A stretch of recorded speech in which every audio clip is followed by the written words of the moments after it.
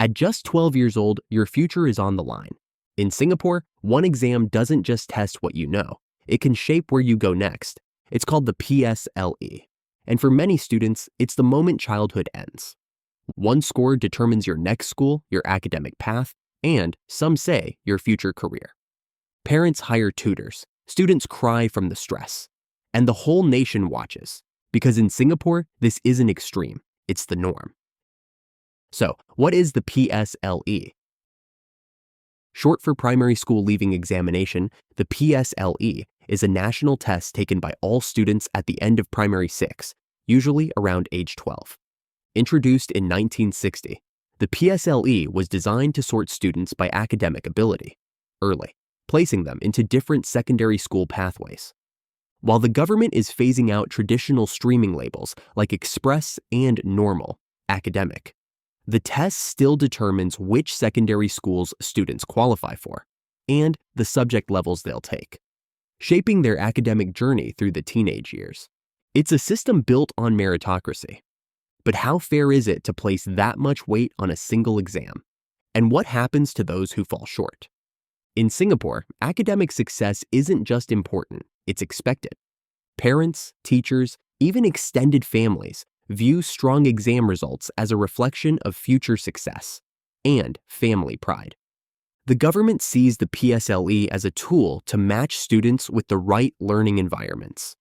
According to the Ministry of Education, by recognizing different talents and learning paces, we can help every child flourish.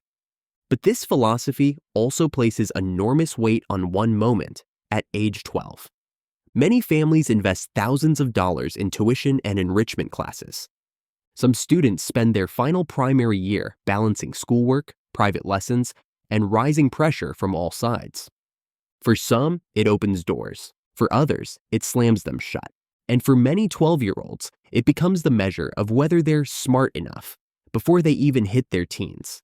And if you're already feeling this pressure, whether as a parent, educator, or student, I offer one-to-one coaching and consultation to help navigate it with clarity and confidence.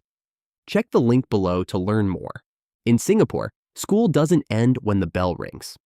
Most students attend extra tuition, after school, on weekends, and even during holidays.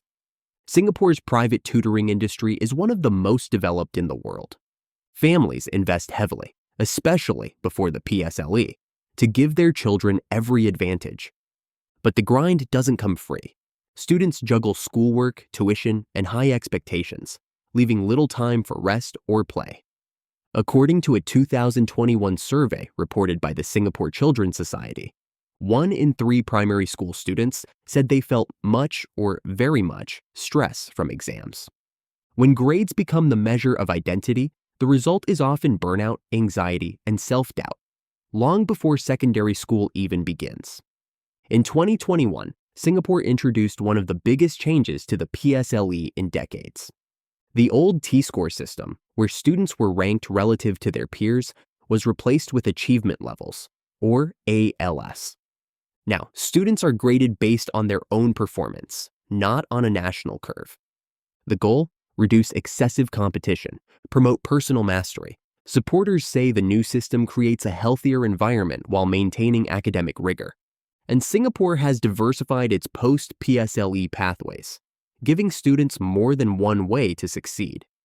But critics, and many parents, argue the pressure hasn't disappeared. Just the packaging.